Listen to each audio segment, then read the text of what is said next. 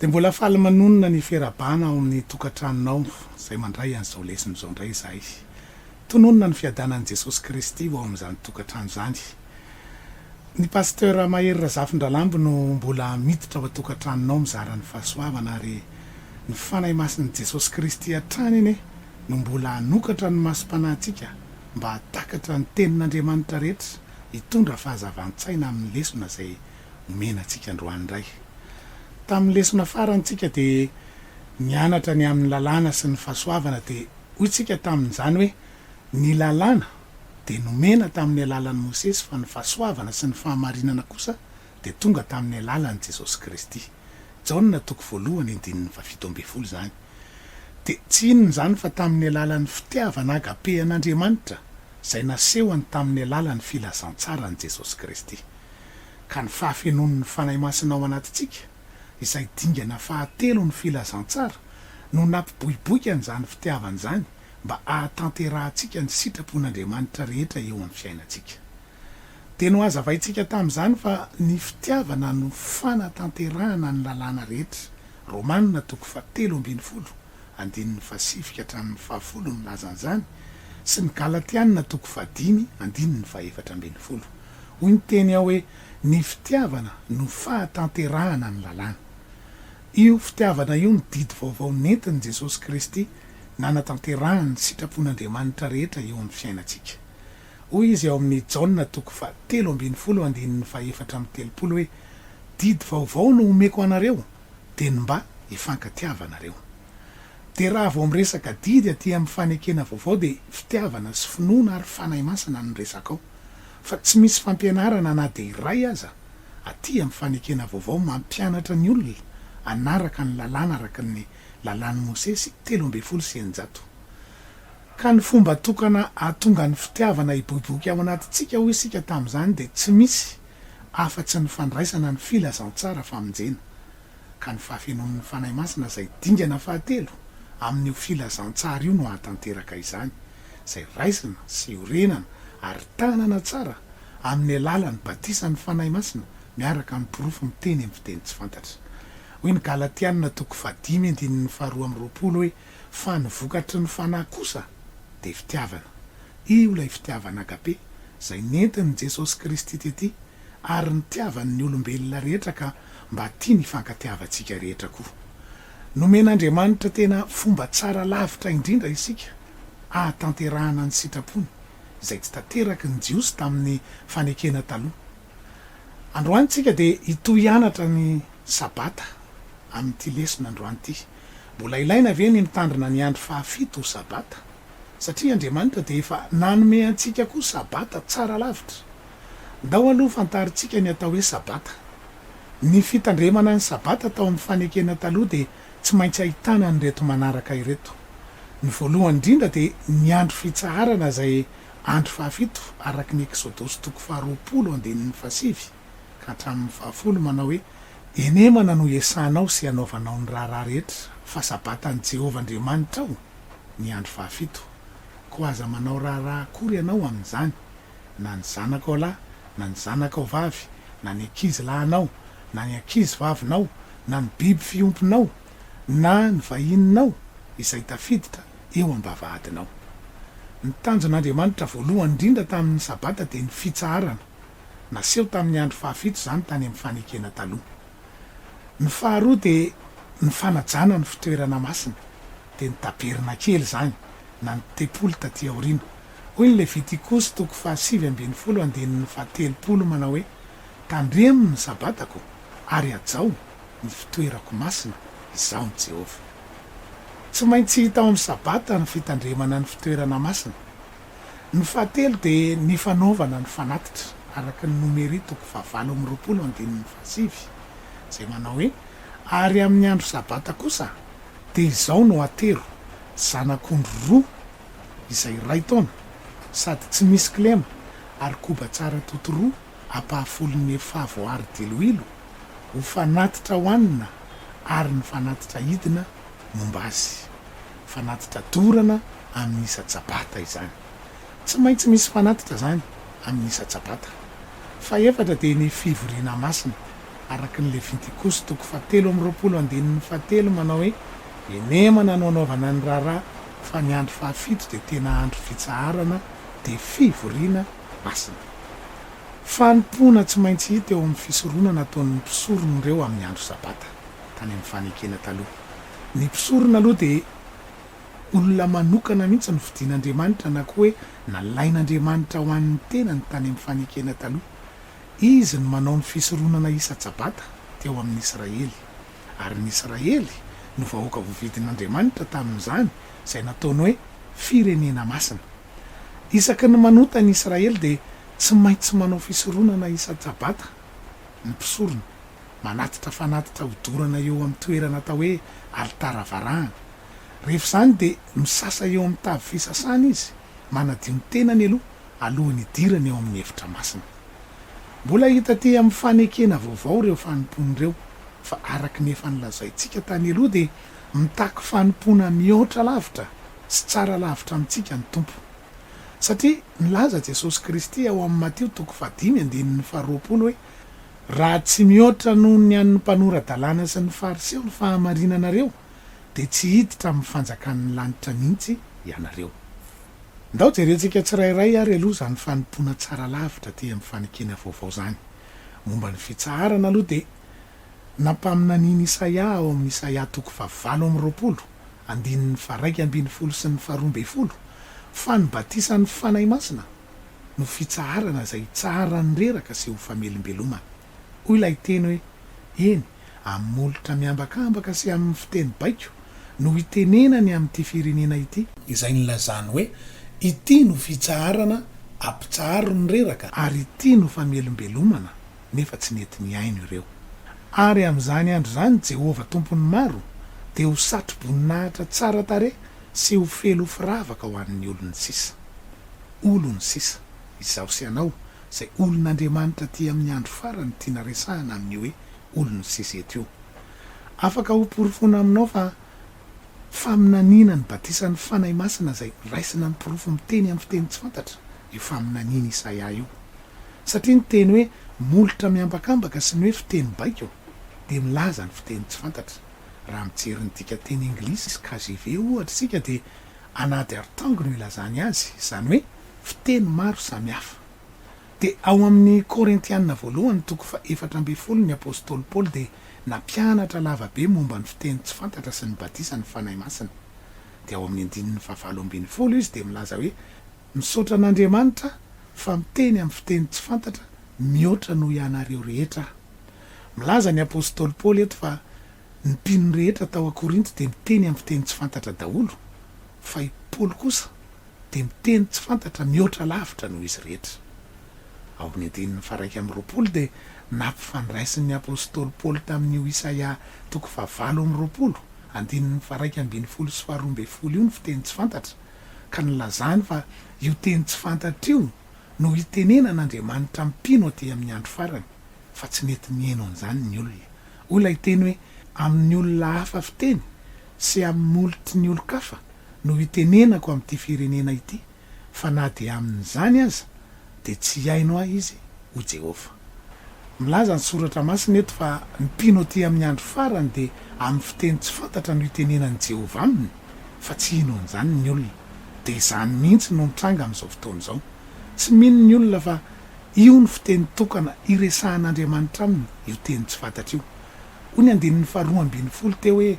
io molotra miambakambaka sy fiteny baiko io na io fiteny tsy fantatra io no natao ny fitsaharana sy famelombelomana. Ny tanjon'Andriamanitra voalohany indrindra amin'ny sabata hoy isika tany aloha de ny fitsaharana,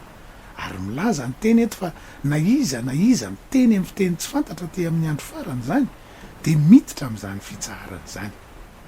Zay ny momba ny fitsaharana, tsy andro fahafito fotsiny ntsony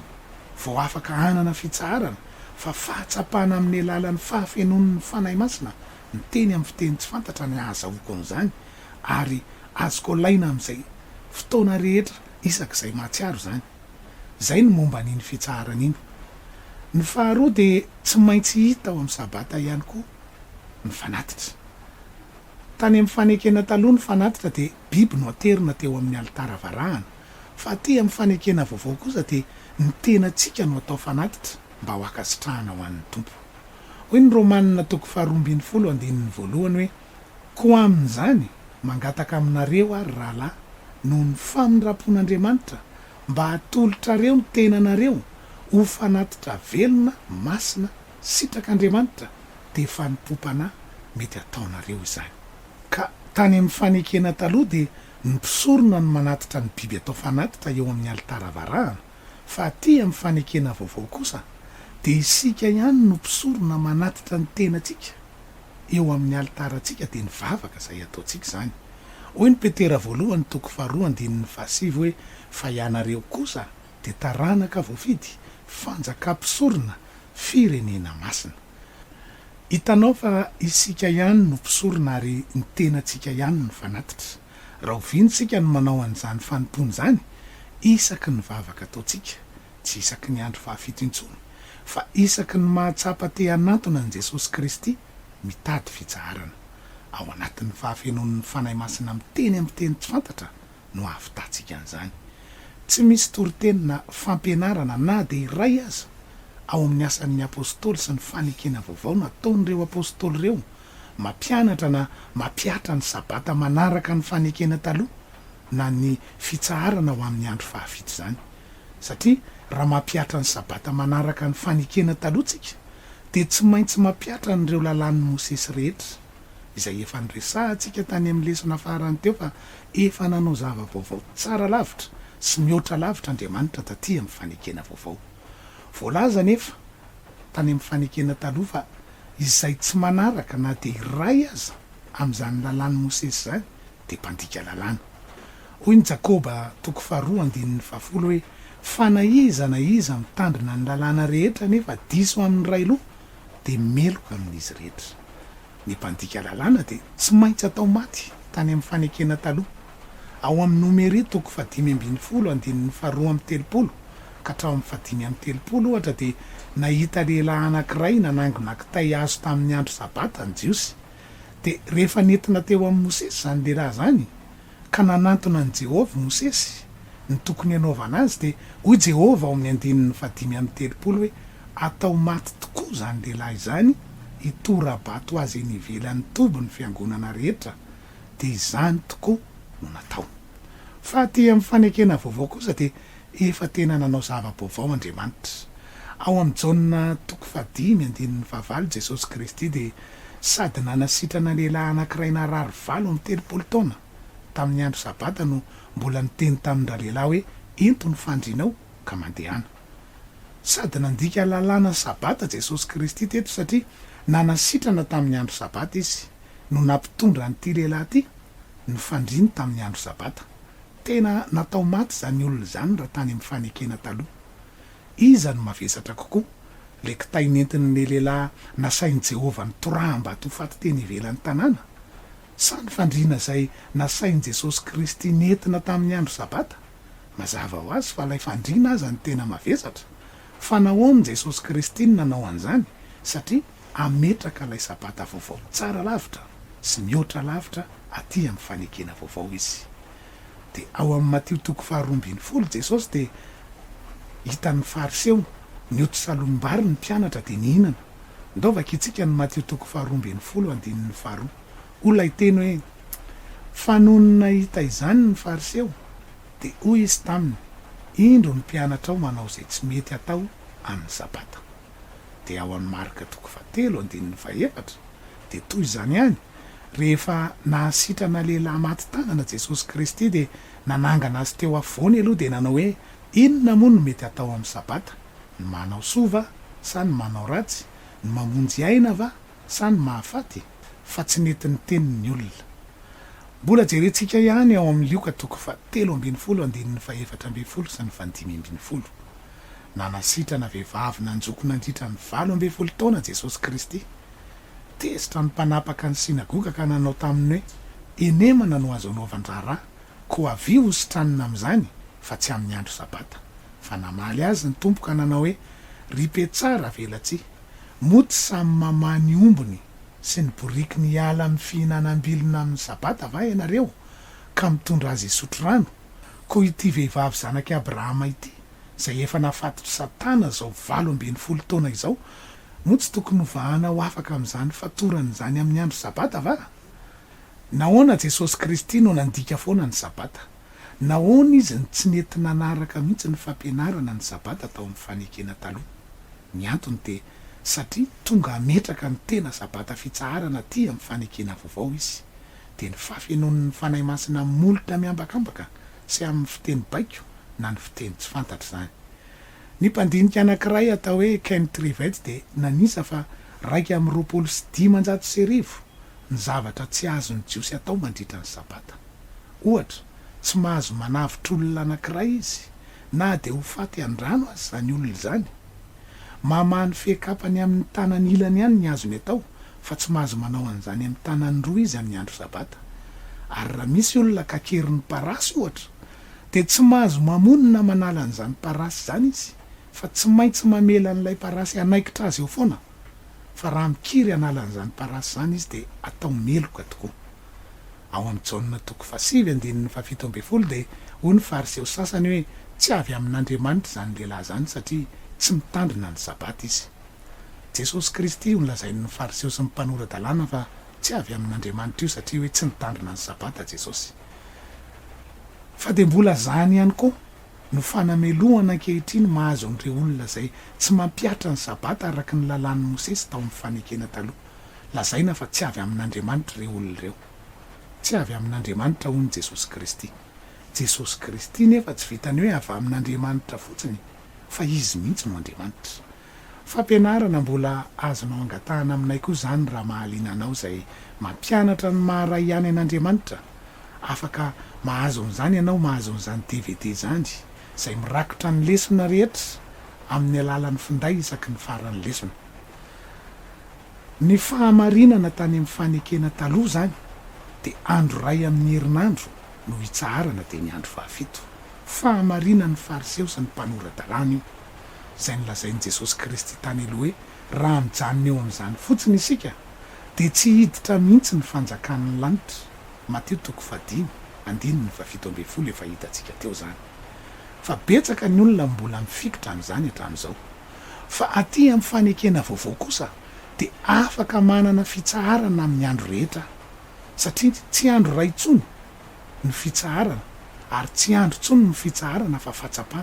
fahatsapana zay nasehon'ny apôstôly tao amin'ny efitrano ambony tamin'ny andro Pentekosta rehefa nilatsaka tamin'izy rehetra ny fanahy masina de niteny tamin'ny fiteny maro samihafa izy rehetra tanteraka teo ilay faminanian'i Isaia 7:20 andininy 1:12 sy ny 12 hoe amolotra miambakambaka sy amin'ny fiteny baiko no hitenenany amin'ity firenena ity zay nylazany hoe ity no fitsaharana ity no famelombelomana tsy andro intsony no endriky ny sabata ty amin'ny fanekena vaovao fa fahatsapana zay azo ny mpino rehetra laina sy voizina amin'ny fotoana rehetra ilany an'izany hoy Jesosy ao amin'ny Mateo 1:20 hoe mankanesa ty amiko ianareo rehetra zay miasa fatratra sy mahavesatrentana fa izaho no hanome anareo fitsaharana tsy isaky ny andro 7 no lazain'i Jesosy Kristy teto ny olona vao afaka anana an'izany fitsaharana anatona azy zany fa isaky ny mila an'izany fitsaharana zany ny olona de afaka manatona an' Jesosy Kristy na impiry isan'andro zany na impiry isan'andro zany efa nanao fitsaharana tsara lavitra sy mihoatra lavitra Andriamanitra ry havana ary nataony an'ny olony aty amin'ny andro farany zany de ny fahatsapana Pentekosta izany de ny fahafenon'ny fanahy masina miteny amin'ny fiteny maro samihafa na ny fiteny tsy fantatra foana amin'ny fotoana rehetra zay ilany an'izany io fahatsapana io ihany no niverina ao amin'ny asan'ny apôstôly 4 andehan'ny 1:30 rehefa nivavaka ny mpianatra de olona hiteny hoe ary rehefa nivavaka izy de niovitrovotra ny trano zay ny angonany de feno ny fanahy masina izy rehetra ka nitory ny tenin'Andriamanitra tamin'ny fahasahina ny apôstôly de nanana fitombavaka isan'andro hoy ny asan'ny apôstôly 2:2 hoe ary de ny ray saina isan'andro izy ka nazotona-keo akianjany tempoly ary namaky mofo tao an-trano ka nihina-kanina tamin'ny fifaliana sy ny fahatsoram-po lazain'ny baiboly fa nanana fitombavaka isaky ny alahady koa ireo apôstôly ireo satria mila an'izany sabata tsara lavitra isan'andro zany izy na alahady na andro inona de ny alahady de andro voalohany amin'ny herinandro ao amin'ny asan'ny apôstôly toko 20:17 de hoy ny teny hoe ary tamin'ny andro voalohany amin'ny herinandro io de milaza ny andro alahady rehefa niangona maki mofo izahay io ndray de milaza fa fitombavaka io Paoly de nitory teny taminy fa nikasa andeha maraina izy de naharitra nitory teny mandrapa mamatonalina izy hitanao fa fitombavaka ny tiana lazaina amin'izany ao amin'ny Korintianina voalohany toko 9:1 sy ny 2 de isaky ny fitombavaka alahady ny Korintianina sy ny Galatianina de nasain'ny apôstôly Paoly nanao famiriam-bola ho an'ny olona masina hoy ilay teny hoe ary amin'ny famiriam-bola ho an'ny olona masina de mba manaova koa ianareo toy izay nasaiko nataon'ny fiangonana any Galatia tsy ny Korintianina rery ihany zany no nanao an'io fa ny Galatianina koa inona lay nataony ny 2 no milaza azy hoe amin'ny andro voalohany isan-kerinandro alahady io de samy manokana ho amin'ny avy ho rakitra na amin'ny inona na amin'ny inona no hanambinana azy mba ho vita raha teo ny famiriam-bola mandra-pahatonga koa hitanao fa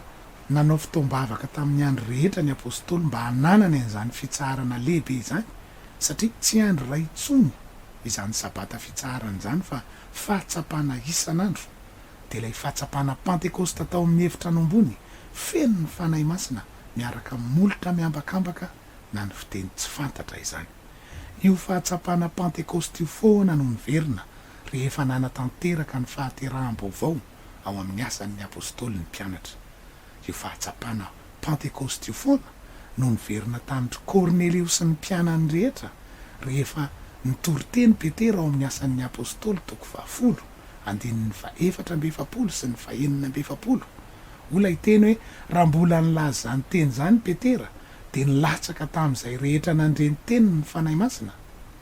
ary talanjona nino isan'ny voafora izay niaraka tamin'ny Petera satria nilatsaka tamin'ny jentilisa koa ny fanomezana dia ny fanahy masina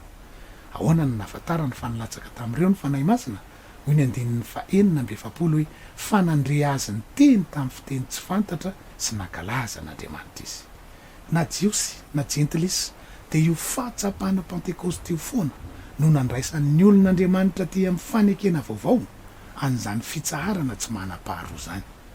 io fahatsapana io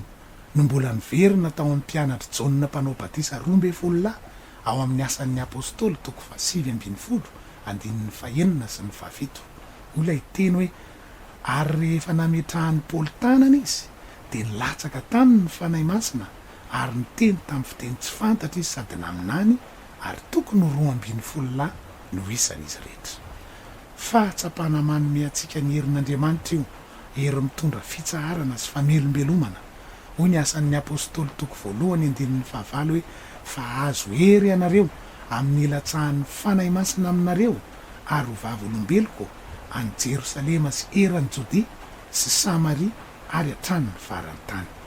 amin'ny dika teny grika izy milaza hoe azo dinamus na dinamos ianareo amin'ny ilatsahan'ny fanahy masina aminareo ny hevitry ny teny hoe dinamus na dinamos de milaza zavatra mivoaka ho azy rehefa apokana rehefa voizina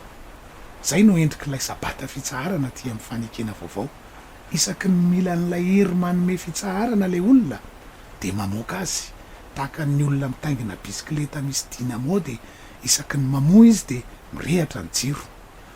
zany ny tiany Jesosy Kristy lazaina ao amin'ny marika toko 2:17 hoe ny sabata no natao an'ny olona fa tsy ny olona no an'ny sabata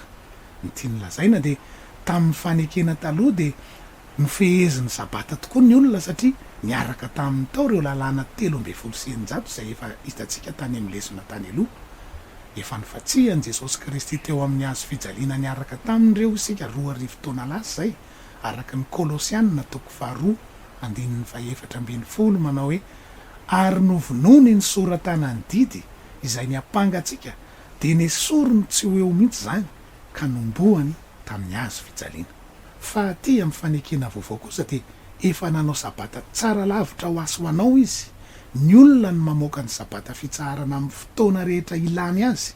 tahaka n'ilay mamoa bisikileta amin'ny dinamos teo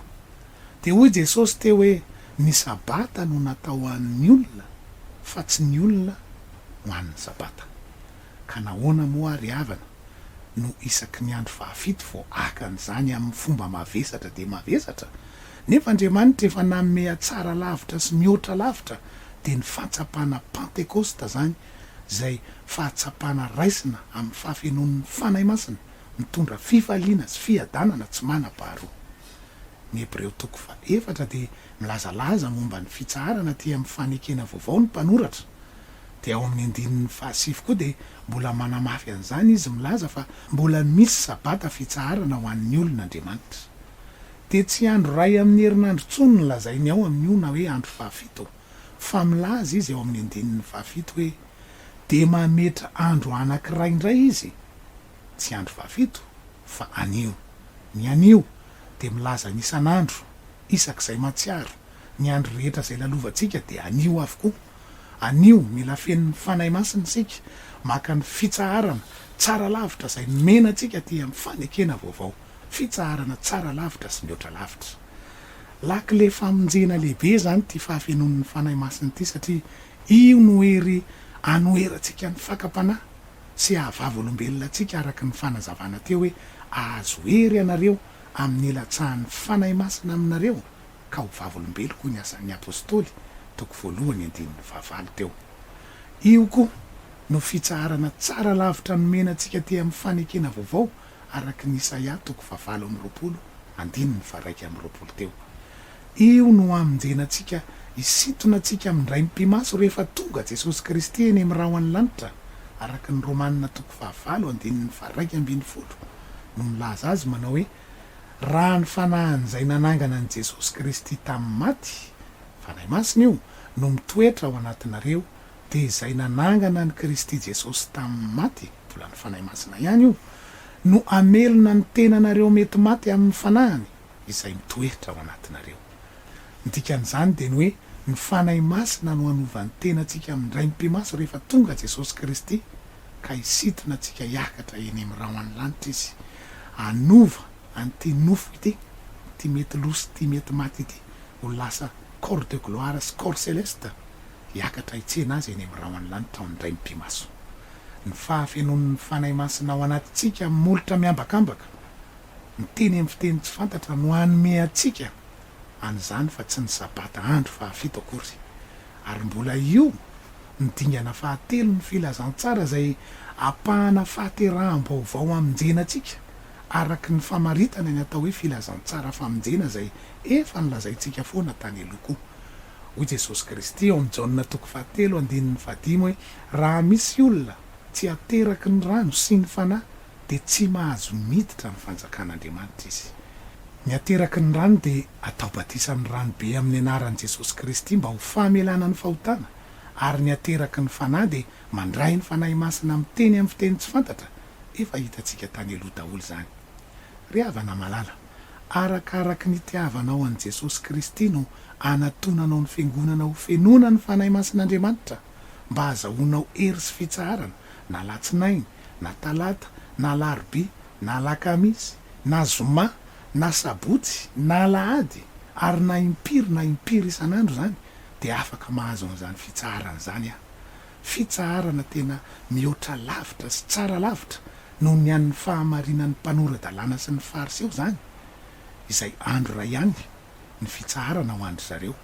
De hoy Jesosy Kristy tao amin'ny Matteo 5:20 teo hoe tsy hiditra ny fanjakan'ny lanitra mihitsy raha mijanona eo amin'izany, fa anio ny Baiboly raha miain'ny feony ianareo aza manamafy ny fonareo. Hebreo 4:7 zany. Anio ny fitsaharana ho anio ny famelombelomana ho anao. Rehefa nandray ny filazantsara famonjena isika, ny bebaka natao batisa tamin'ny anaran'i Jesosy Kristy ary nandray ny fanomezana de ny fanahy masina miaraka amin'ny porofo miteny amin'ny fiteny tsy fantatra, de tonga aminao zany fitsaharana tsy mana-paharoa izany. Tsy haiko ny milaza azy aminao hoe manao ahoana ny fahatsapan'ny olona avy nandray an'izany fitsaharana vaovao zay nomen'Andriamanitra ty amin'ny fanekena vaovao zany, fa ny zavatra ka azoko antoka teneniko anao de sy ho fampahirezana ho anao, de mba andray an'izany ianao, de andramoka izaho fa tsara Jesosy Kristy, fa tena fitsaharany zany. Ho anareo zay manana fikasana nampy anay amin'ny fitorinan'ny filazantsara dia efa iomenay io ny laharana finday ahafahana mifandray aminay. Amin'ny lesona manaraka indray tsika dia mbola hianatra zavatra tena mbola mahaliana anao tokoa. Samy ho tahiny Jesosy Kristy daholo ary amin'ny manaraka indray. Veloma tompoko.